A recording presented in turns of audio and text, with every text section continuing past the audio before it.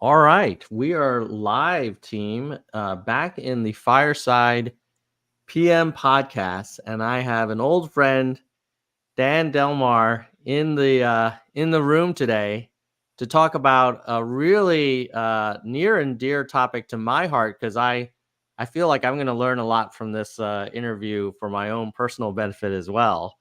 We're going to talk about angel investing, writing checks for very early stage startups. And so I'm very grateful that you agreed to come on the show, Dan. How are you today? My pleasure. I'm great, thanks. I'm glad you Awesome. invited Well, me. yeah. Well, why don't we start out with a little bit of a introduction? Maybe let me start by saying Dan actually wrote a check to me many years ago, and we went on a roller coaster ride of a startup and learned a lot from it. And I'm so glad that we're working together again in different capacities. Now, me kind of alongside him, thinking about what projects to back. But why don't you give us a little bit of the broader story on how you got into this, Dan? Uh, well, my background was a career as a strategy consultant at Bain. First 5 years after business school, and then 3 years um, in the mid '90s with Accenture, and mostly more than 20 years in my own consulting practice, three different times. I also had a couple of um, corporate roles. One is VP of Strategic Planning and Corporate Development for Carrier Corporation, the global air conditioning leader, and the most recent corporate one was as an executive in IBM's corporate strategy department. So, so I've been a strategist uh, basically my whole career, um, and I started. I was an investor for several decades in public markets, particularly in. I was most interested in young, high growth potential, typically technology oriented public companies. So, but on the smaller side. So, like in '85. I invested in this small company called Microsoft, and my investing tends to be for literally decades. I don't sell until and unless I have to, or I sell parts of it. I keep parts of it, Mm-hmm. and so with the Microsoft example, I held on to some of that until 2003 when I was joining the IBM corporate strategy department. My boss said that was a little too competitive with IBM. So I sold the rest of that. And another example is Amazon, which I bought in 2001 after it dipped. Mm-hmm. Yeah, I remember that. Not these are not. I don't buy things in the IPOs. I tend to think that they sometimes overpriced. Um, but I still have some of that Amazon stock, and of course those are two of four companies examples where I invested in and made literally over 100 times my money back in public companies. But I started getting interested in angel investing. Well, I was always interested, but I actually started doing something about angel investing when I was a founding member of the Harvard Business School Alumni Angels of New York in 2010, and uh, I helped grow that organization to over 350 members, angel investors. I was on the board for six years, uh, and I've really I found angel investing to be extremely interesting, and I'm still waiting for it to be extremely lucrative, but it's been okay.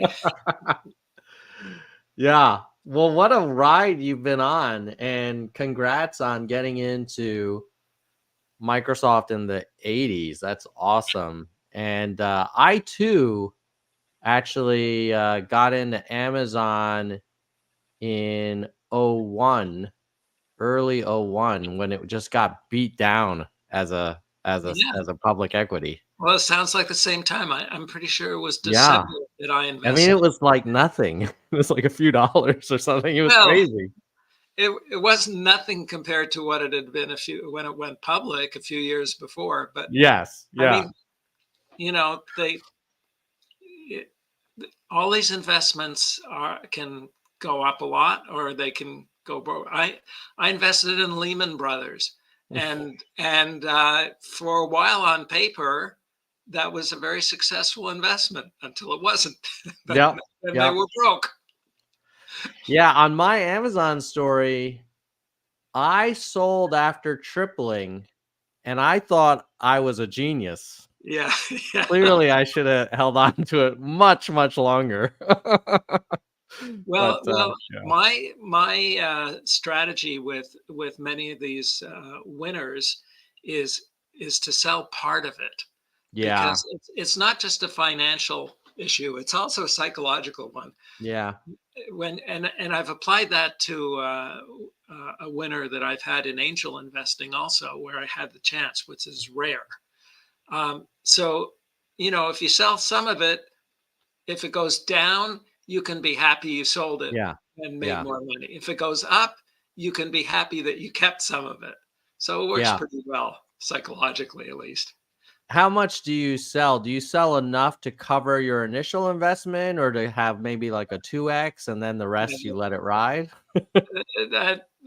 that all depends on the situation and my feelings about the future of the investment. So, um, like with Amazon, I've sold fifths of it Mhm. um, 4 times, Mhm. and um, so I have only a fifth of it left, which is worth a lot more than the first I two bet. tranches that I've sold for sure.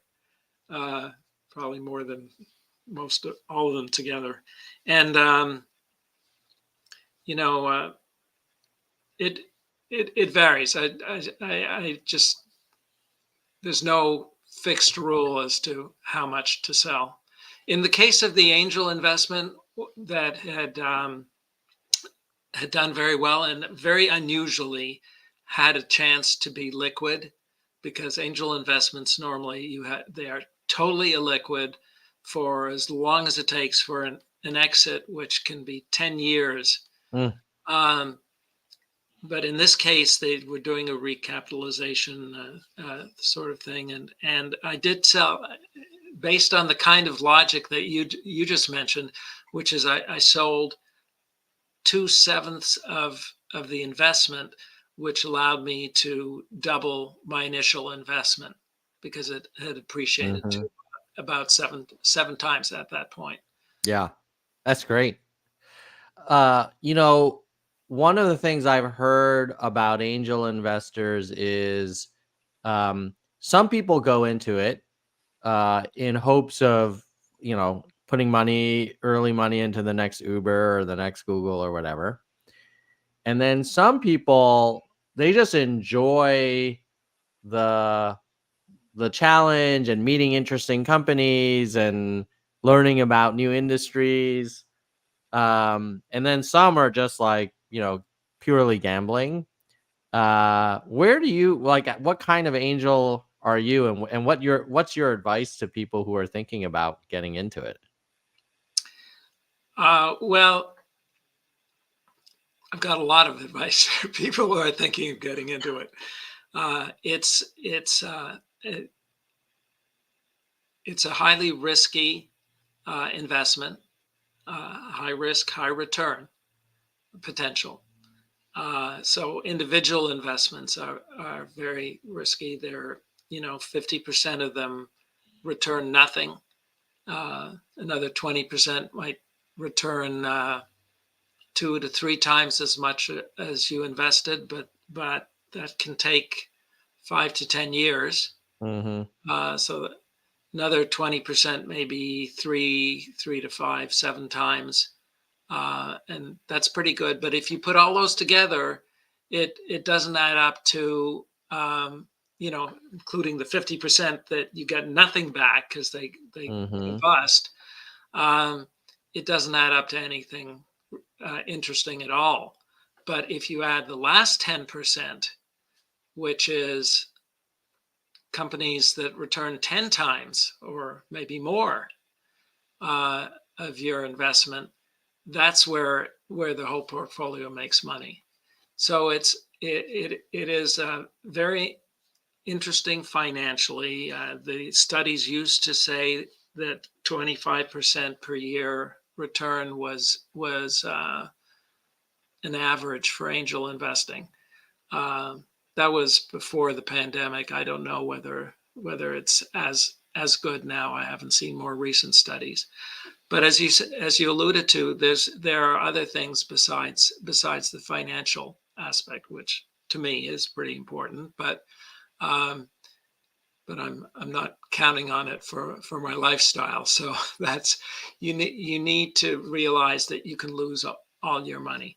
But the other aspects of learning, being on the edge, being exposed to cutting edge Mm-hmm. products and services, cutting edge technologies, new business models. These are extremely interesting to me, even as a semi-retired person, and certainly are educational and valuable for people younger people who are at different stages in their career, product management or otherwise. And in addition, there is a value of having a positive impact on the world, because even if it's not a nonprofit or a charity or something with obvious societal impact, it does contribute to innovation and to companies that are trying to solve significant problems in the world and address these problems, usually through technology. So there's a lot of benefits, a lot of interest in angel investing. Yeah, I'll share with the audience a conversation you and I had a few weeks ago where I originally told you, like, well, I think I might be an opportunistic angel investor. And then we talked, and you shared um the statistics on how, like, you're trying to get for those 10% that have the big 10x plus returns. So if you're only going to put one or two bets down, maybe you can get really lucky, but you really need to put 10 to 20 bets down Right. for this to make sense. Which then resulted in a long walk with my wife, where I said, "Hey, the money we have in savings, like, what if we carved off a little bit, and it would require this much, and we should assume we may never see that again, and we should be okay with that." Um, and I think I might have gotten her on a good day or something, because she was like, maybe we should think about that. So yeah, I think I said, hey, look, I have a lot of experience now. I've been a founder. I've led products. I've hired a lot of talent. I coach talent. Like, I'm in Silicon Valley. I should have some advantages here. Um, and let's see. And it'll be really kind of fun for me too. I mean, to be honest, even just having gotten started just a matter of weeks ago, I've been having a blast. Yeah. It's so fun to learn about all of these interesting companies, and the diversity of problems that they're solving, which relates to a question I had for you, Dan. How do you feel about being super focused? Like, I'm sure there are angels that are like, I just do cloud, or I just do Mhm. B2C, or I just do SaaS. I'm not of that mind. I kind of like the variety, but I'm curious what's your take? Well, I guess it's a compromise, as in a number of things I do. Um, there is research that clearly shows that doing your due diligence on potential angel investments increases the odds of doing well financially. Uh, and related to that, and I'm not sure if I've seen research that says this explicitly, but I think I have. It, Investing in areas that you know something about, in industries that you've been Mhm. involved in or exposed to, um, that's uh, that's a good idea. It helps. It helps in this uh, highly risky investment area. So my portfolio, I have a few dozen companies that I've invested in over the years. Um, my portfolio has been about half in my personal area of greatest strength, and I've worked in a lot of different industries as a consultant, so I'm not as focused as the average person. But enterprise software is my greatest single area of strength, and so about half of my investments have been in enterprise software startups. But I also believe in diversification.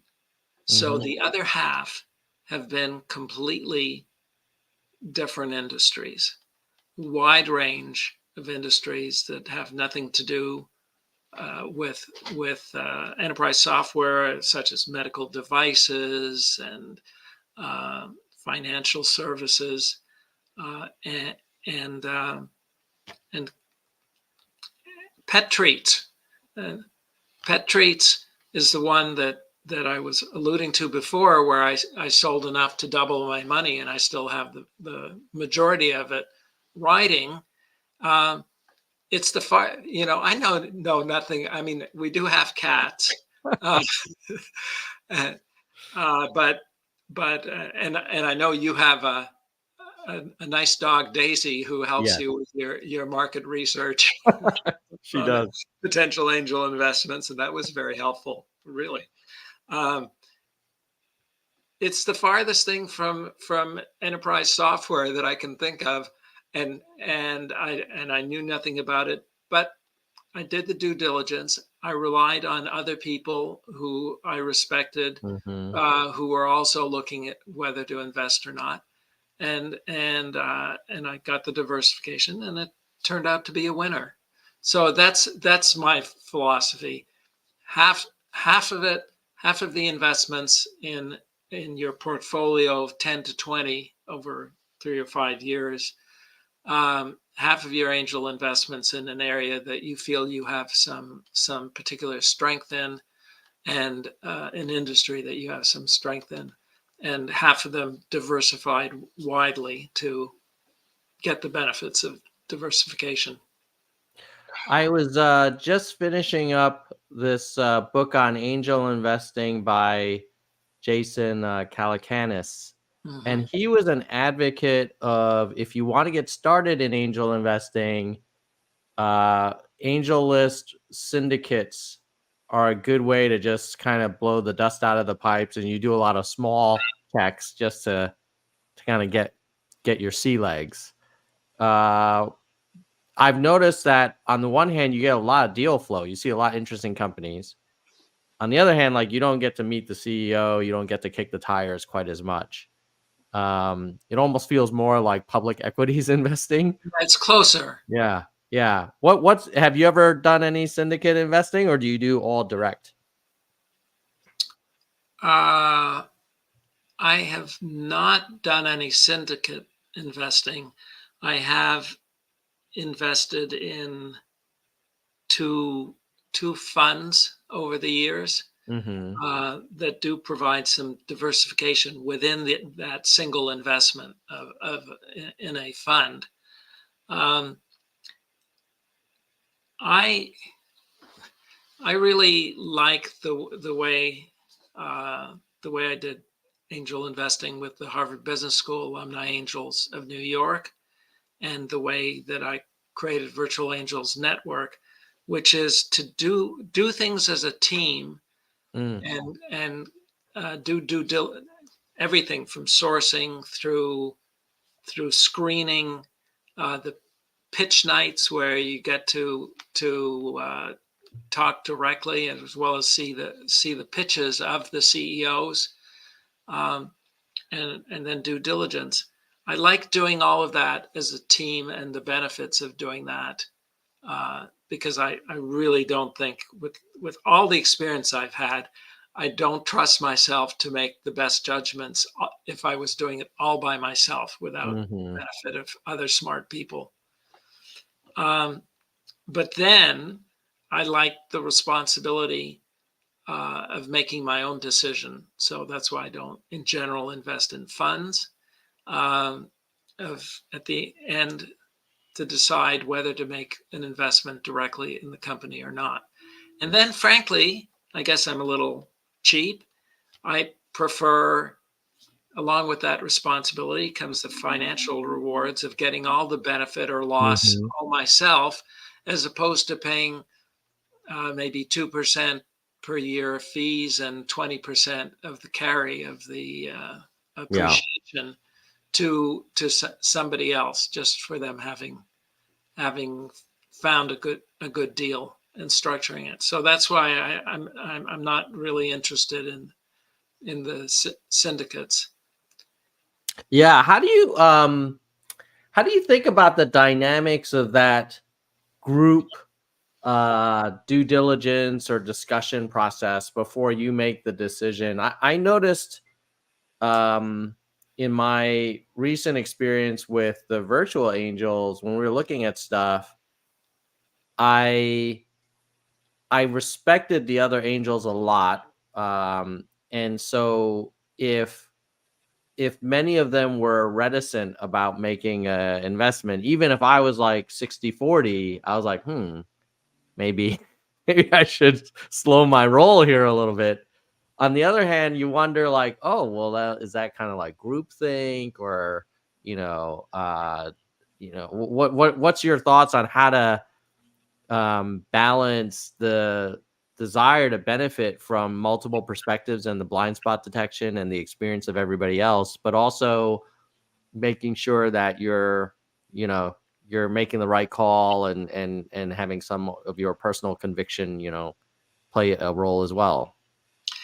Yeah, I think it's like many things. It's a balance, and I draw on my experience about 4 or 5 years into angel investing. I led the due diligence on a company that was making mobile security software, that was very interesting. I led the due diligence for the Harvard Business School Alumni Angels, and and there were a number of people in our group who were interested at the beginning.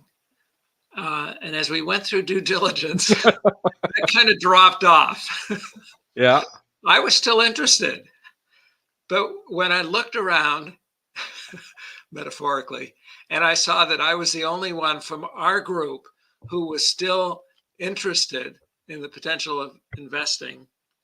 Um, and I also saw, now to be fair to myself, I also saw that there were some other investors who were going in from a different group who we had worked with on this due hmm diligence. So I made the wrong judgment of investing.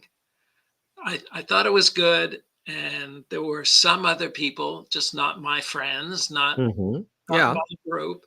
Uh, and it's not like it was just two or three people. There were let's say five. There were about five or so people in addition to myself who started from our group, who were interested enough to follow and participate to a certain extent in the due diligence. I basically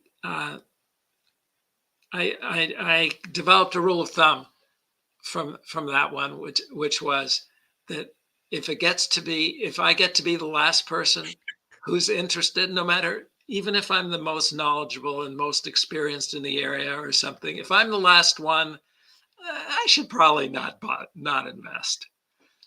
So uh, on the other hand, there are some people angel investors who are part of any group who don't invest even in something that they may have recommended or whatever, because of their own that people have their own personal financial situation. That varies from year to year. So there are many reasons why they don't invest, but I think a balance is appropriate to give some credence, particularly to people who have particular knowledge in the area. We at Virtual Angels Network, we're a small group, but we have two members, longstanding members, who are physicians. Well, we see a lot of medical device and healthcare related opportunities. Well, when they, when they're very positive, that influences me positively. And when they kind of when they drop out, and it can be early in the process, then that influences me also in the other direction. So and then as you get to know people in your group, you know something about their personality also, and their styles of investment, and what they're interested in or not interested in, or biased towards or biased against. So it becomes a real team effort. Yeah. What about the inverse example where you elected not to write a check? You had an opportunity, you thought about it, you said, nah, not going to do it.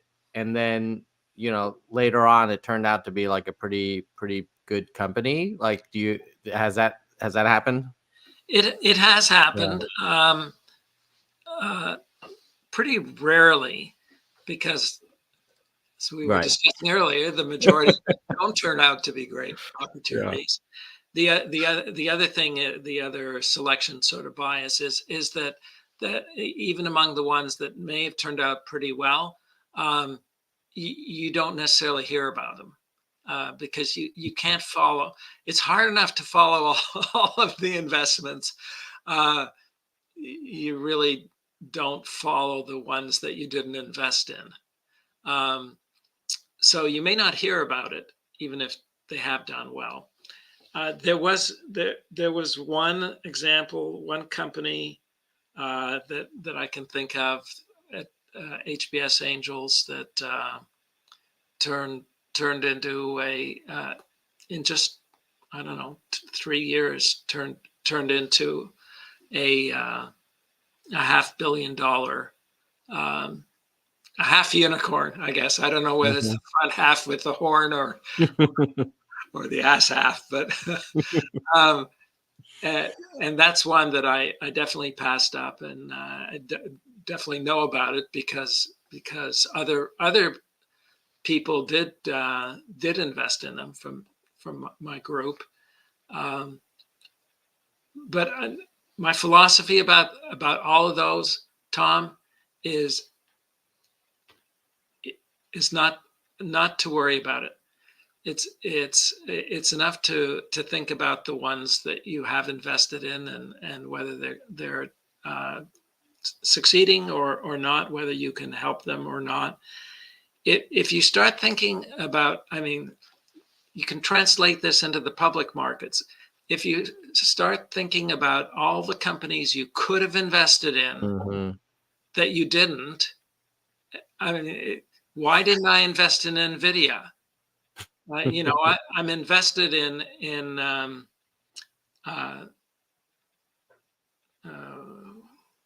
AMD. Yeah. I'm invested in AMD. If I start thinking about why I didn't, I never looked at considered it, but why didn't I? If you look at all the ones all the opportunities you missed, and it's the same in angel investing. If you look at the ones you missed, there's going to be more that you missed. It's just you didn't see them or you didn't seek them out or whatever. That's just a way of torturing yourself. It's not constructive. Yeah. Yeah, I mean, there definitely seems like also some poker analogies where, Oh yeah, sometimes you get this crappy hand and you're like, oh, if I didn't fold, I would have had yeah, this crazy hand at the yeah. end. It's like, yeah, but you play that hand 100 times, like you're going to lose 99 times, so, uh, Exactly. yeah. Poker is a great teaching device for investing and for much of life. Yes, indeed. Dan, if you were to go back in time and you've done dozens of deals now, and you looked at the Dan who did the first, call it 5 to 10 deals. It sounds like one of the lessons was, hey, if I'm the only guy in my group that's got conviction, like probably should pass. Are Yeah. there other things that you would kind of tell the early investor, Dan, if you could go back in time? There there are one or two things uh, that come from both from what I've experienced myself, but also from what I've read or otherwise learned from other things. Some of them I probably should have known, but it's some of the one of the most important things is the math that you need to be an angel investor. You need to be an accredited investor. That's a self accreditation uh, attestation that you have to make according to the SEC's rules, which is having at least $1 million portfolio, excluding your $1 million of investment capability, excluding your home, Hmm. or income of $200,000 a year, or 300,000 minimum 300,000 if you're married. Hmm. Um, that's that's required for you to be exposed to these potential angel investments. Otherwise, if you're not an accredited investor, if you can't say, and that's all it is, saying that you are accredited, you fit one of these rules. There are a few other minor rules, but those are the major sources of being able to say that you're an accredited investor. If you have to do that in order to come to the meetings of any of our or other groups angel investment pitch events, and to invest directly with the company. um, that's that's barely enough. The rules to be an accredited investor, in my opinion, are barely enough financial capability to do angel investing. Um, so the typical angel investment, the minimum set by the company is $25,000 for each individual investment in that company.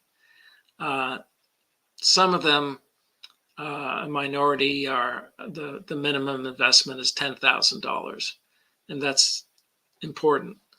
Um, so if you think about some of the math, you shouldn't be, because the asset class is risky, you shouldn't be investing more than 10% of your portfolio. And I'm going to focus on the portfolio criteria, like $1 million, rather than the income one, which is a little bit harder to figure out exactly how to translate it. But let's say $1 million, you need to plan to make at least 10 investments to get this diversified portfolio to get a better chance at getting a winner still doesn't guarantee you 20 investments is even better, but let's say a minimum of 10 investments accumulated over a few years, 10 investments into $1 million, that's $100,000 that you might want to allocate at most to angel investing. $100,000, 10 investments, that's $10,000 each. So that's all you could really do if you plan on doing, if you have that minimum requirement to be an accredited investor. Or you can calculate it totally different ways through the income issue, the income dimension. So nobody told me what I just went through with you before I started investing. So the way I looked at it incorrectly when I started was, okay, well, I have a portfolio of investments. I have a lot of money. If I invest $25,000 in this medical device product, which by the way was de-risked in the sense of being more mature at the company, and I was actually participating in $10 million round that they were raising through various means that I got to this. So 25,000. Even if it does well, it's not going to have that much of an impact on my finances, given how big my portfolio is of public companies. So I invested 50,000. And then the second one, I invested 50,000. And of course, even though both of them were more mature and therefore less risky than average, they both failed completely. So I got nothing back. And that's when I realized, I'm not just investing one or two investments. Yeah. I'm going into this for 10 or 20. And 50,000 is too much. I need to invest less in each one so that I can get a diversified portfolio of angel investments. So that's one thing, figure out what's reasonable and appropriate for you financially, and only start on angel investing if you're financially ready for it, and then invest accordingly, as in not too much in each individual one, so that you can get diversification. Another thing is, and it relates to the one that you pulled out of my previous discussion, is don't even think about doing it by yourself. I mean, you really, really benefit from the wisdom of other angel investors and doing it as a team. So it's not just at the end of that process, but it's the whole process that you benefit from the teamwork, as well as at the end. If you're the last one standing, don't invest. I love it. Dan, I know we only have about 5 or 10 minutes left before we have to wrap up. I had a couple more questions for you. Definitely want to finish with how people can, what kinds of people can get involved with the Virtual Angels Network and how it works. Yeah. But before we get to that, my last question before we get to that is, what kinds of people make good angel investors? Like you referenced, there's some physicians, you're a consultant. I've seen a lot of former founders. I'm guessing there's large company product, executives of various flavors. Like what kinds of people do well in angel investing? What kinds of backgrounds or competencies make a great angel? My answer is pretty close to anyone, anyone who who has the money, who's willing to take the risk, who's willing of individual investments, the high risk, who's willing to wait.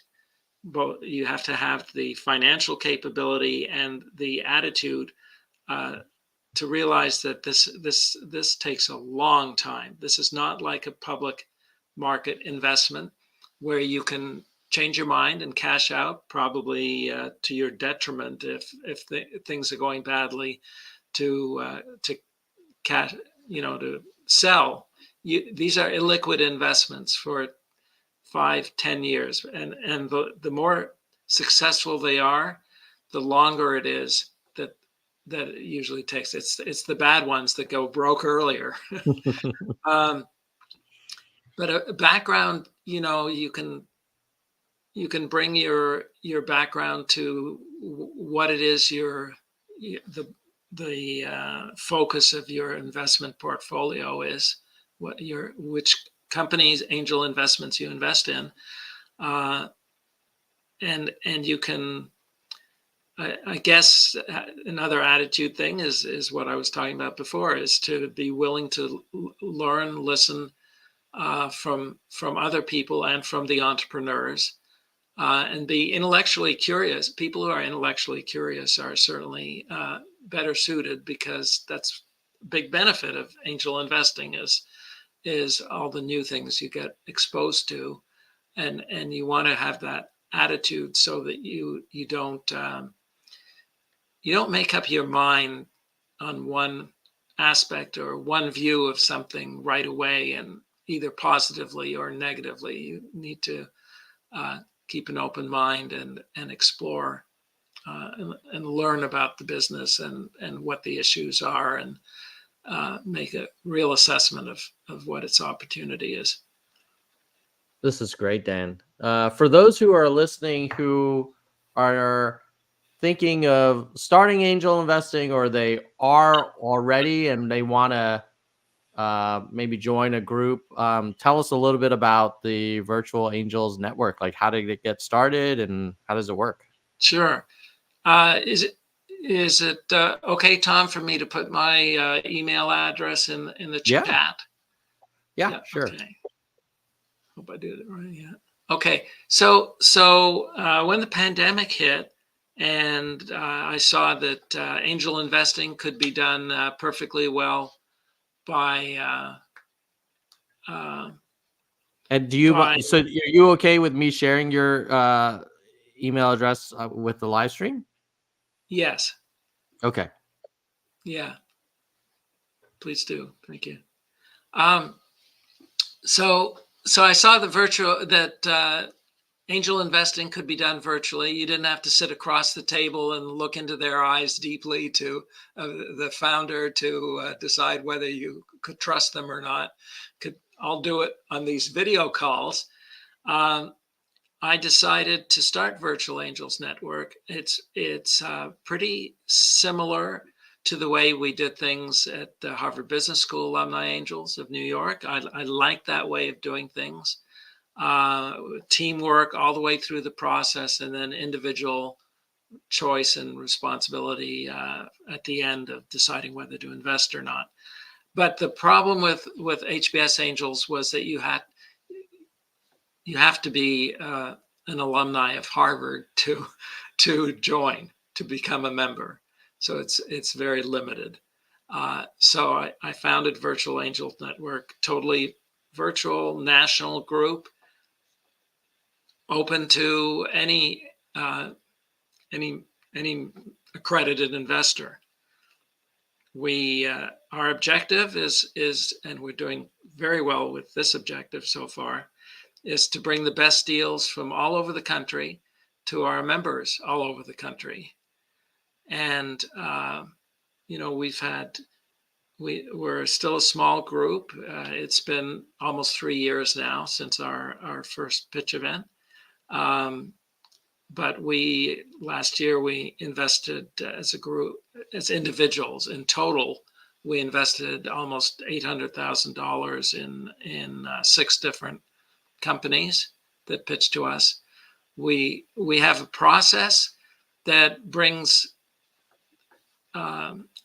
it's very competitive, so it brings the very best companies to our pitch events, and then then we go through the due diligence process for those that attract some interest from the members.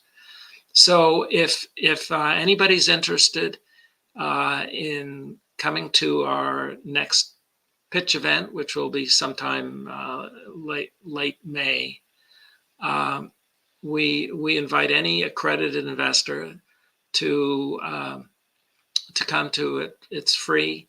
It's open to everybody, and if that's why I put my email address there. If you send me an email to dan@virtualangels.net, then I will put you on your email address on our mailing list, and you will automatically be getting invitations to our pitch events, and we'd love to see you there. Love it. And so, what is the kind of process? Let's say someone signs up and they go to an event and then they actually want to make an investment. What would be the next steps? Do they then become a member of Yes. then? Yes, exactly. If the events are free and open to any accredited investor, but if you want to, our financial structure is as a membership organization. We charge $500 for the first year, $900 a year after that. There's no fees and no carry, unlike the syndicates, for any investments that our members choose to make. If you come to an event and you're interested in any of the 4 companies that are pitching, then what you have to do to access the information and participate in the due diligence, if you want to, and potentially invest if you decide to, is to join as a member, and then you get put up onto our Gust platform, gust.com, and you have access to all of the information automatically on all the companies that have applied, including the few that got through to pitch, and then you sign up for that particular company, and you automatically get all the communication and documents and so forth, information that transpires in the due diligence sent to you automatically. So all along the way, Virtual Angels Network is a group that allows you to spend as much time as you have time and interest for, and that may vary, from one time part of the year to another, one situation of yours to another. It's very, very flexible. You don't have to spend time on a particular angel investment or at a particular time if you're busy, but you can when you want to. Amazing. Well, I hope we see some folks from the audience maybe in the May event, and they should reach out to you. I'll put your email address back on there. But, this has been a great conversation, Dan. I learned a ton myself, and wanted to ask, are there any other parting words of advice for the budding angel investors out there, or prospective ones who are thinking about making the plunge? I think the main thing is come join us. It's fun in this pool. I think it's financially rewarding, and it's certainly intellectually, and you learn a lot. And it's nice. It's nice to contribute to the entrepreneurial ecosystem and the innovation in the planet, not only on Silicon Valley where you are, but also in Seattle where I am, and all across the country. That's wonderful. Yeah, I totally agree. And I think it's what keeps this country competitive. There's a lot of companies that wouldn't exist were it not for those angels that were willing to take a risk when it was still early. So it's beneficial to the whole economy and society as well, and hopefully lucrative for the investors in the long run. We're pretty angel investors are pretty much the first building foundation of new companies, and therefore we're absolutely critical to the whole economic innovation and strength of the world. Absolutely, and I'm glad you opened up Virtual Angel, so even Yale or Stanford people, they can participate. Even people like that, yes. Good stuff, Dan. Thanks for coming on. Thank you, Tom. Great to have Take talked care. to you. Bye. Bye.